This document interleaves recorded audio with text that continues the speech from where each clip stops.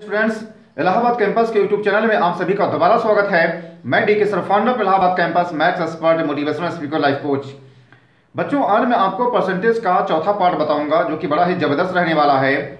लेकिन मैंने इसके पहले परसेंटेज के 3 पार्ट बनाए हैं, आप उनको जरूर देखिए, क्योंकि जब तक आप उन तीनों पार्ट्स को नहीं देखेंगे तब तक आपको यह पार्ट या फिर आगे के पार्ट समझ में नहीं आएंगे। यहाँ तक कि अगर आप मेरे चैनल से जुड़े हुए हैं तो आपको सारे पार्ट्स को देखना बेहद ज़रूरी है, क्योंकि सारे पार्ट्स का जो कनेक्शन है वो एक दूसरे से है। इसलिए आप सारे पार्ट्स को ज़रूर देखें। ठीक है बच्चों, आज हम देखेंगे परसेंटेज के चौथे पार्ट में ये मैं बताऊंगा आपको कि 2% दे दिए जाते हैं और आपसे कहा जाता है तीसरे प्रतिशत के बारे में पूछा जाता है। 2 तरह के परसेंट दे दिए जाते हैं और आपसे तीसरा परसेंट पूछा जाता है। एक इंपॉर्टेंट शॉर्ट ट्रिक मैं आपको बताऊंगा, मैं आपको उसको डिटेल में भी बताऊंगा, लेकिन आपको एग्जाम में डिटेल में नहीं लगाना है, उसको हमेशा आपको शॉर्ट ट्रिक से लगाना है। इसलिए आप चैनल पर बने रहें, वीडियो को स्किप नहीं करिएगा, क्योंकि अगर आप वीडियो को स्किप कर देंगे या फिर भगा करके देखेंगे तो फिर आपको उतना समझ में नहीं आएगा, आपको शॉर्ट ट्रिक समझ में नहीं आएगा। इसलिए आप वीडियो को अंत तक जरूर देखें। ठीक है बच्चों, और हाँ, अगर आपने अब तक मेरे चैनल को सब्सक्राइब नहीं किया है तो आप प्लीज़ सब्सक्राइब कर दें, लाइक कर दें, क्योंकि हो सकता है कि आप वीडियो की भावनाओं में खो जाएं और आप सब्सक्राइब करना भूल जाएं। तो आप अभी से हमारे चैनल को सब्सक्राइब कर दीजिए, लाइक कर दीजिए, नोटिफिकेशन बेल को भी दबा दीजिए, ताकि आपको ऐसे ज़बरदस्त कंटेंट का नोटिफिकेशन मिलता रहे। और हो सके तो इस वीडियो को अभी से शेयर भी कर दीजिए, क्योंकि यह एक ज़बरदस्त कंटेंट रहने वाला है। तो आइए हम शुरुआत करते हैं पहले सवाल से। यहाँ पे पहला सवाल लिखा गया है, आप देखेंगे यहां पे पहला सवाल ऑलरेडी मैंने लिख रखा है। यहां पे हम बिल्कुल जीरो लेवल टू हम हाई लेवल पढ़ाई कर रहे हैं। आप देखेंगे सवाल यहां पे लिखा गया है। मैं यहां पे 1 2 सवाल 3 सवाल 4 सवाल बताऊंगा और उसी के तरीके से आप सारे सवालों को लगाएंगे। ऐसे सवाल आपको जब हम पढ़ेंगे डिस्काउंट वहां पर भी मिलता है। बहुत ही इंपॉर्टेंट शॉर्ट ट्रिक है, तो आपको उस शॉर्ट ट्रिक को सीखना है, बस आपको यही करना है। यहां पे देखेंगे सवाल यहां पे दिया गया है, the tax imposed on an article is decreased by 10%। The tax imposed on an article is decreased by 10% and its consumption increases by 10%। Find the percent change in revenue from it. 10% increase, 1% decrease, then 2% decrease और 11% increase. ये हमारा सवाल है। एक बार फिर से आप देख लीजिए सवाल में क्या कहा गया है। हिंदी बता रहा हूं मैं। किसी वस्तु पर लगे कर में 10% की कमी कर दिया जाता है और उसकी खपत को 10% बढ़ा दिया जाता है। मतलब क्या हुआ, टैक्स में 10% की कमी हो गई है तो उसकी खपत जो है 10% बढ़ गई है। ये हमारा सवाल है।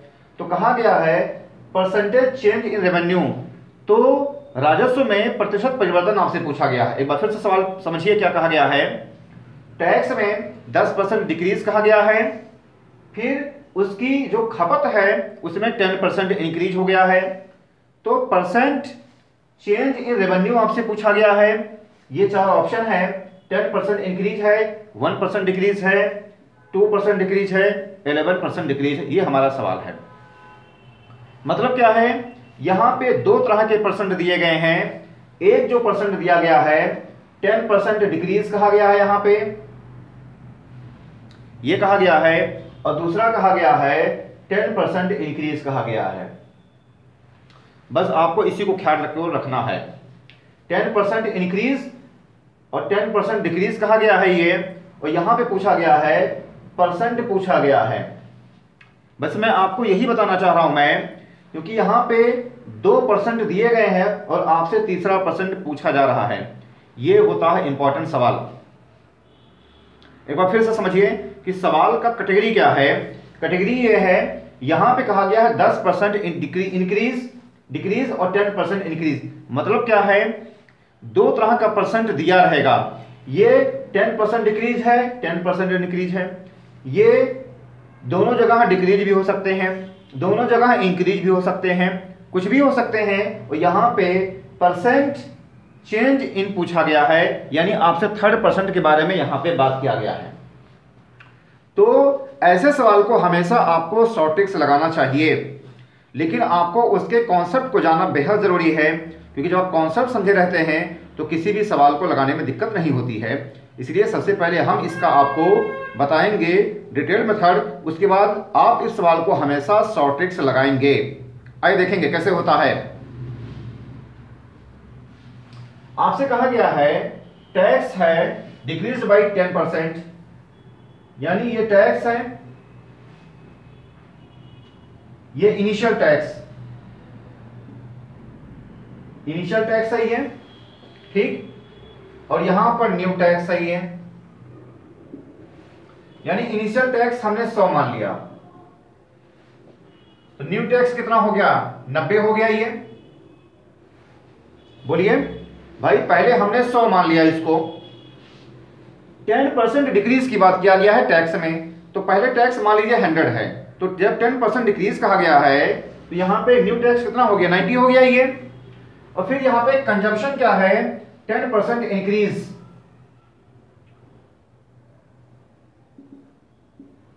इनिशियल की बात किया गया है, हमने इसको भी 100 मान लिया। ये इनिशियल जो कंजम्पशन है हमने उसको 100 मान लिया है, क्योंकि जब भी परसेंट की बात होती है तो हम उसको 100 से हम उसको कंपेयर करते हैं।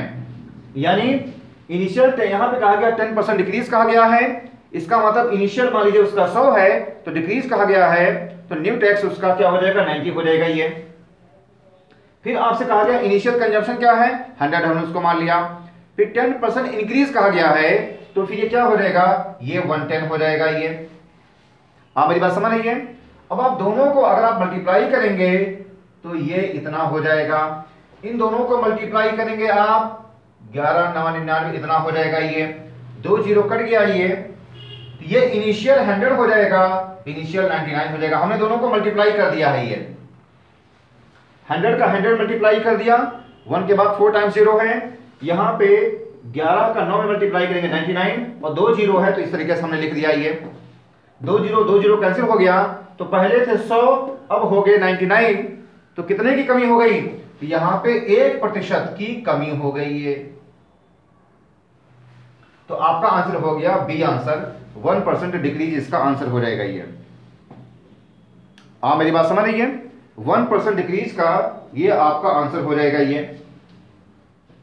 क्योंकि यहां पे 100 यहां पे 99 है, तो जाहिर सी बात ये 100 से हम काम कर रहे हैं, तो ये क्या हो जाएगा, 100 थे 99, यानी 1 की कमी हो रही है, तो यहां पे 1% डिक्रीज ये हमारा आंसर हो गया।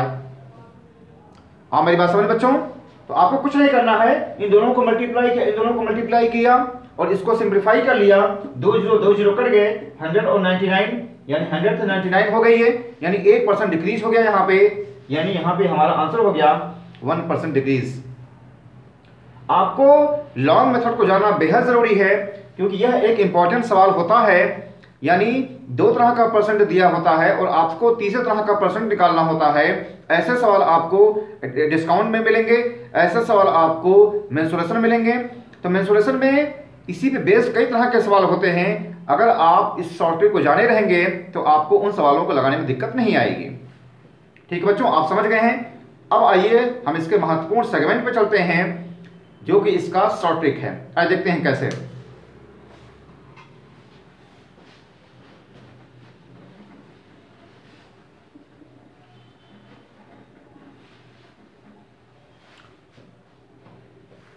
आपको एक फार्मूला याद करना है,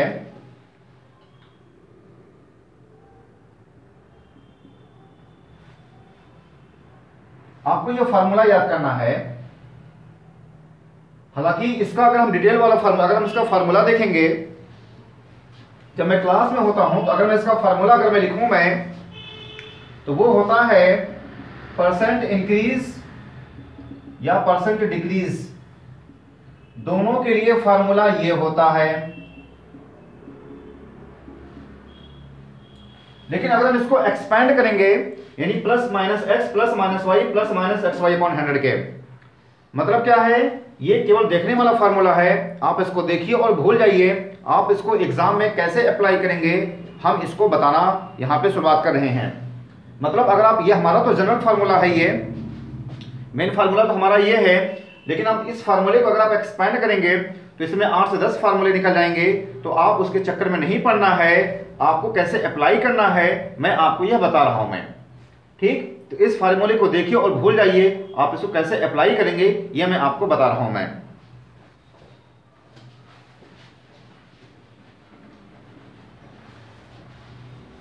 देखो ये है, ये हमारा जनरल फार्मूला है,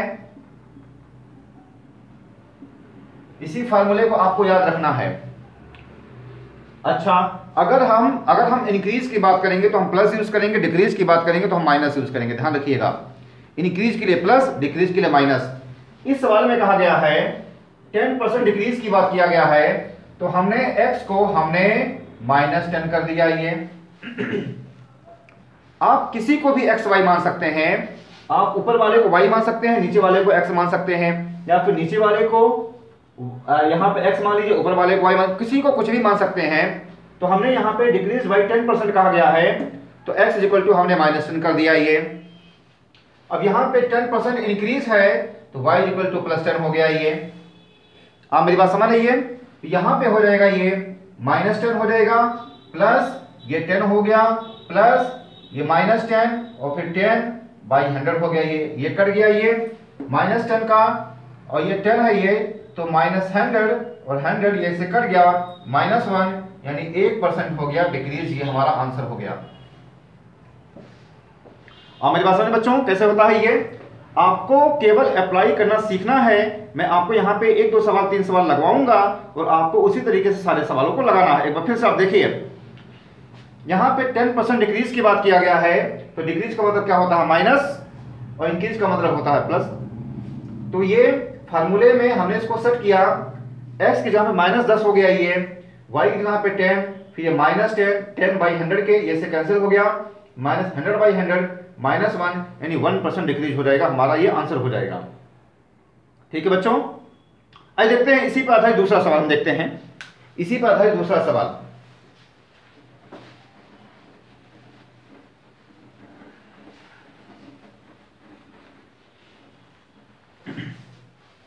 यहां पे कहा गया है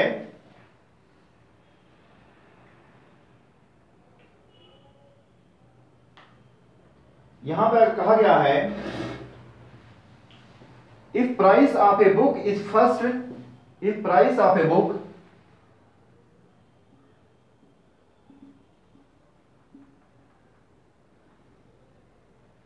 if price of a book is first decreased by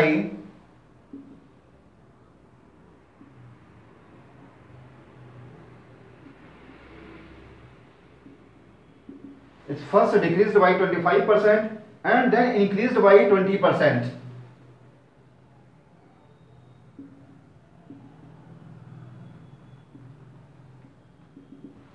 %20 कहा गया है।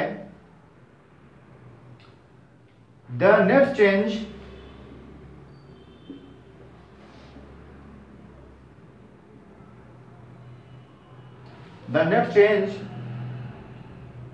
in the price of the book will be,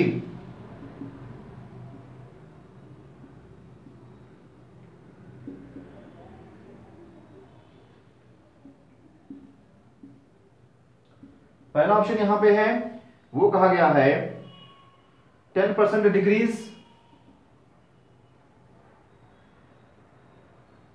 दूसरा ऑप्शन यहां पे है 5% डिक्रीज, तीसरा ऑप्शन है यहां पे नो चेंज, चौथा है 5% इंक्रीज। एक बार फिर से सवाल में पढ़ दे रहा हूं मैं, आपसे कहा गया है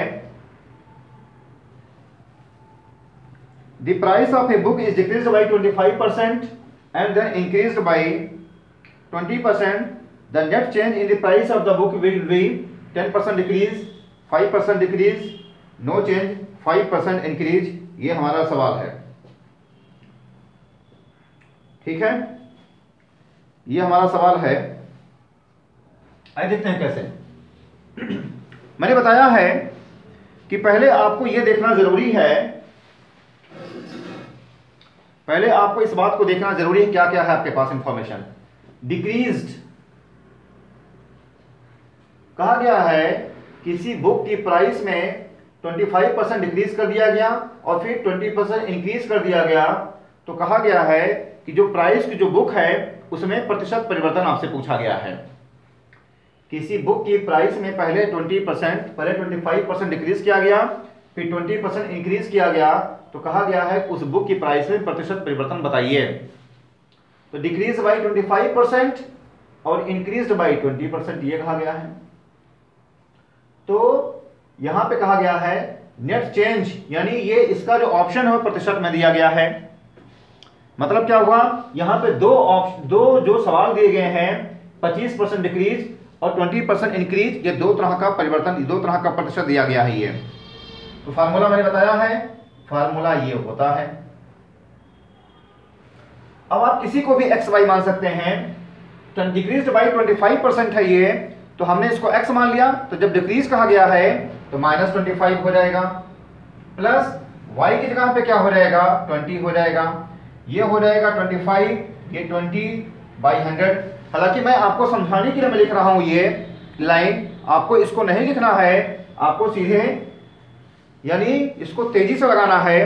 तेजी से लगाने का मतलब ये है कि जब ये प्लस माइनस का जब मल्टीप्लाई करेंगे तो माइनस दे देगा, तो आपको थोड़ा और तेजी से लगाना है। तेजी से कैसे लगाएंगे, -25 + 20 -25 20/100 के, आप इसको कर दीजिए, ये से कट गया, ये से कट गया, और -5 ये -10, तो 10% क्या हो जाएगा, ये डिक्रीज हो जाएगा। ये आप मेरी बात समझ रही है। तो आप इस तरीके से लगाएंगे। जब भी 2% दिए जाएं और आपसे कहा जाए तीसरा प्रतिशत निकालने के लिए, तो आप इसी फार्मूले का यूज करेंगे जो मैंने लिखा है यहां पे। ठीक, माइनस के लिए प्लस यूज करिए, और जो डिक्रीज होगा तो आप माइनस यूज करेंगे, इंक्रीज होगा तो आप प्लस यूज करेंगे। माइनस के लिए है ना, डिक्रीज होगा तो माइनस, इंक्रीज होगी तो प्लस की आप यूज करिएगा। बस मेरा यही कहने का मतलब है। आप इसका स्क्रीनशॉट लीजिए, फिर हम आगे बढ़ें। चलिए आगे, एक सवाल और हो जाए आपके लिए।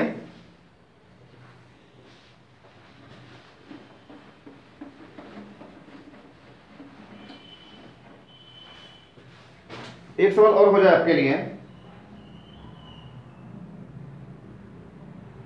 A number is increased by 20%.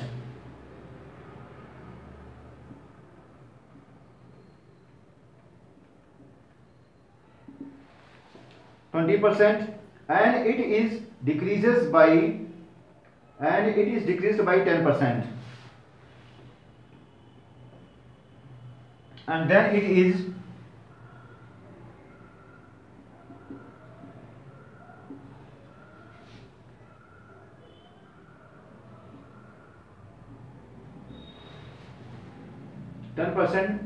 पूछा गया है फाइंड द नेट इंक्रीज और डिक्रीज परसेंट। ये सवाल है। ए नंबर इज इंक्रीज्ड कहा गया है, a number is increased by 20%, ठीक है, and then it is decreased by 10%। Find the net increase और डिक्रीज परसेंट। आपसे कहा गया है, ऑप्शन है 10% इंक्रीज, दूसरा ऑप्शन है यहां पे 10% डिक्रीज, तीसरा है 8% इंक्रीज,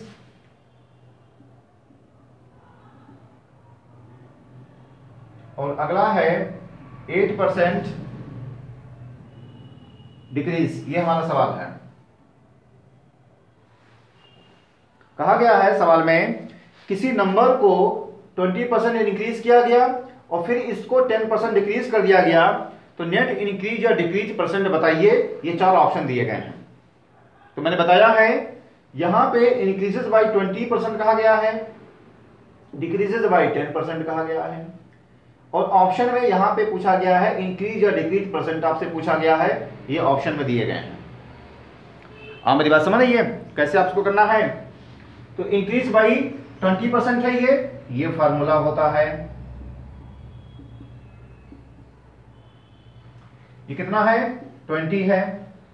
इंक्रीज बाई 20% और डिक्रीज बाई 10%, यानी x को हमने 20 मान लिया और 20 को हमने x मान लिया और 10 को हमने y मान दिया। डिक्रीज की बात किया गया तो माइनस, इंक्रीज की बात किया जाए तो प्लस।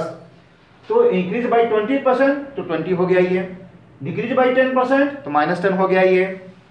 -20 इंटू 10 बाई 100, ये 2 जीरो कट गया, ये 10 माइनस 2 यानी 8% का हो जाएगा, इंक्रीज हो जाएगा ये 8% इंक्रीज, ये हमारा आंसर हो गया ये। मेरी बात आप समझ रही है? आपको क्या करना है, जब भी इंक्रीज की बात होगी तो प्लस, डिक्रीज की बात होगी तो माइनस। इंक्रीज बाई 20% तो +20, डिक्रीज बाई 10% तो -10 हो गया ये। -20 इंटू 10 बाई 100 के ये से कैंसिल हो गए, यानी 8% इसका इंक्रीज, इसका हमारा आंसर हो गया ये। आप मेरी बात समझ रही है? आप इसका स्क्रीनशॉट लीजिए, फिर हम आगे बढ़े।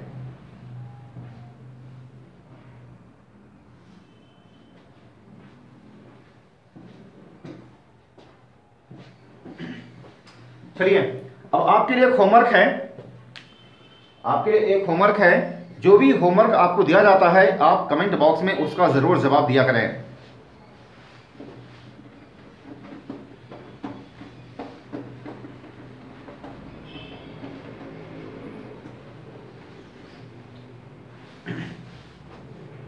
आपके लिए होमवर्क है,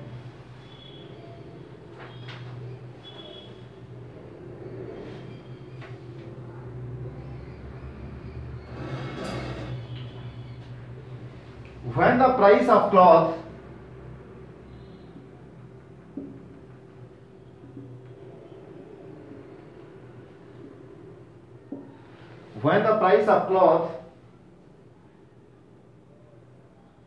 was reduced by 25%,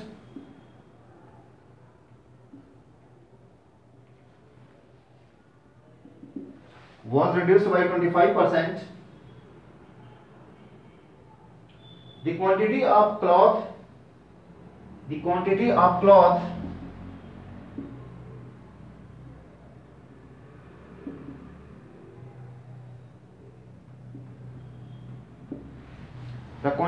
cloth sold increased by 20%.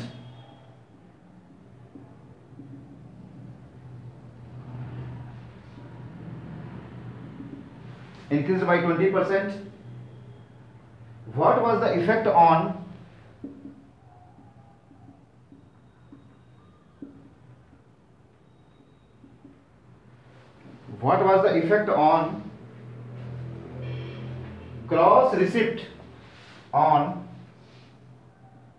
gross receipt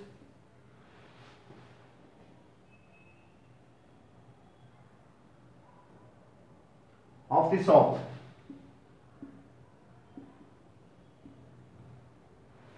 option है आपके पास 5% इंक्रीज,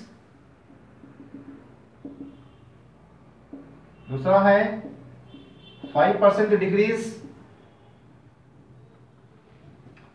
तीसरा है यहां पे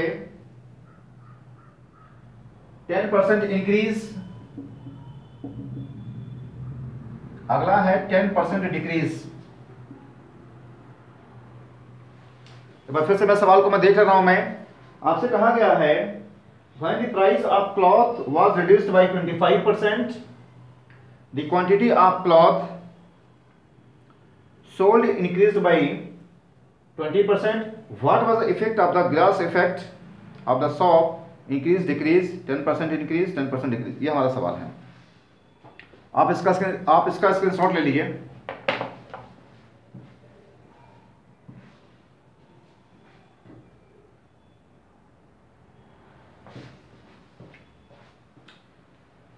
ठीक बच्चों, आज बस यहीं तक। अब ठीक बच्चों, आज बस यहीं तक जो है, ठीक है, आपने नोट कर लिया? ठीक है बच्चों, आज बस यहीं तक। अगर आप देख रहे बच्चों जो है कि यहां पे अभी हमने जो है 4 वीडियो बना चुका हूँ, इसमें बहुत सारे पार्ट्स बाकी हैं। और अब अगर आप इसका फुल कंटेंट चाहते हैं, मैं क्यों इस बात को मैं कह रहा हूँ कि अभी मैंने यहाँ पे परसेंटेज के 4 पार्ट बनाए हैं और अभी इसमें बहुत कुछ बताना बाकी है। तो अगर आप इसका फुल कंटेंट चाहते हैं, जल्दी नौकरी पाना चाहते हैं, जल्दी सफलता हासिल करना चाहते हैं, जल्दी तरक्की करना चाहते हैं, तो अभी आप हमारा ऑफलाइन बैच ज्वाइन करें। क्यों मैं इस बात को मैं कह रहा हूं, हालांकि यह जो मेरा वीडियो है ये पब्लिक रहता है, मैं इसको कभी भी प्राइवेट नहीं करूंगा और आगे भी मेरे कोई भी वीडियो मेरा प्राइवेट नहीं है। लेकिन अगर आप यूट्यूब के भरोसे रहेंगे तो फिर आपको काफ़ी समय लग जाएगा तैयार करने में।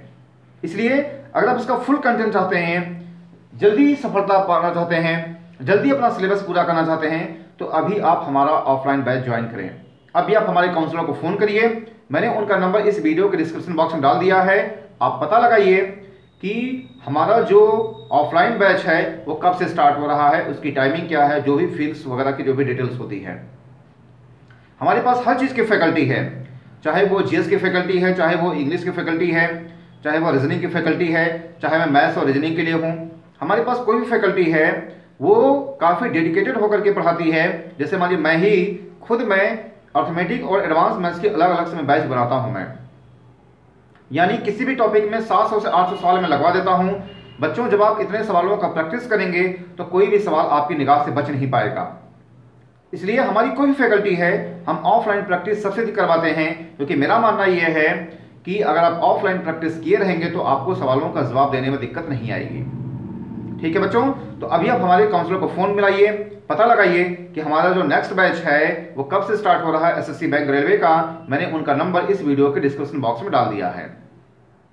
ठीक, और बच्चों अगर आपको हमारा वीडियो पसंद आया है तो आप इसको प्लीज़ लाइक करिए, सब्सक्राइब करिए, शेयर करिए, हर उस व्यक्ति के पास पहुंचाइए जिसको ऐसे बेसिक वीडियोस की ज़रूरत है। मैं वीडियो बनाने के लिए बहुत ही मेहनत करता हूं, इसलिए ये एक इनिशियल वीडियो है। तो जो भी आपके जान पहचान में जो भी जिनके पास वो सुविधाएं, वो इंफ्रास्ट्रक्चर नहीं है, जो कि कहीं कोचिंग वगैरह ज्वाइन कर सकते हैं, उनको किसी चीज़ की कमी है, तो आप उनको ऐसे वीडियो को शेयर करके उनके जीवन में एक महत्वपूर्ण योगदान दे सकते हैं। तो अभी आप जो है आप इसको लाइक करिए, सब्सक्राइब करिए, नोटिफिकेशन बेल को ज़रूर दबाइए, क्योंकि जब तक आप उसको दबाएंगे नहीं तब तक आपको ऐसे ज़बरदस्त वीडियोज़ का कंटेंट का नोटिफिकेशन आपको मिलेगा नहीं।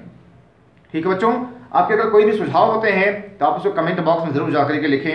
आपकी अगर कोई भी क्वेरी होती है तो उसको भी कमेंट बॉक्स में ज़रूर जाकर के लिखें।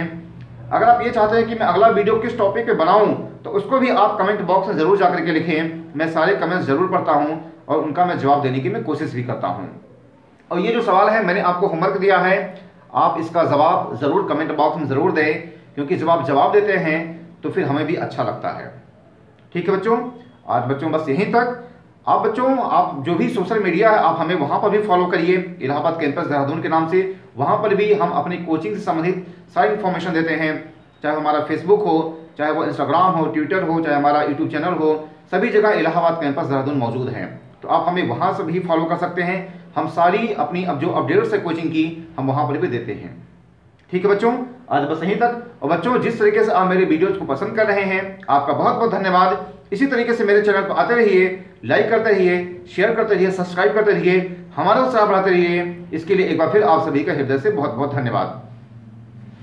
और बच्चों, एक बार फिर मैं आपसे कहूँगा कि अगर आप मेरे चैनल से जुड़े हुए हैं तो आगे आपको सारे पार्ट्स को देखना बहुत ज़रूरी है। आप चैनल का प्लेलिस्ट में जाएंगे तो आपको सारे वीडियोज़ देखने को मिल जाएंगे।